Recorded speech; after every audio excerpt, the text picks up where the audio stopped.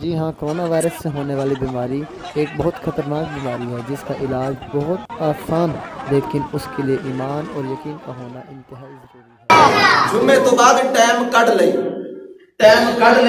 حدیث پاک میں لکھ دوں گا، عمل تو کر لیں۔ لوگوں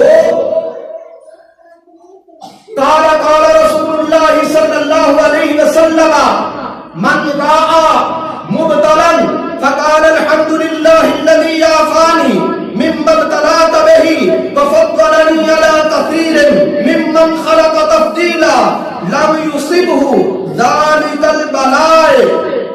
آگے فرمایا کائنا ما کانا ما عاشا، میرے آقا علیہ السلام نے فرمایا جیڑا بندہ کسے دکھ والے نو ویکھ کے، میرے آقا نے فرمایا جیڑا بندہ کسے مصیبت زدہ نو بیمار نو ویکھ کے اے دعا پڑھ لے گا، الحمدللہ الذی عافانی مما ابتلاک بہ وفضلنی علی کثیر ممن خلق تفضیلا۔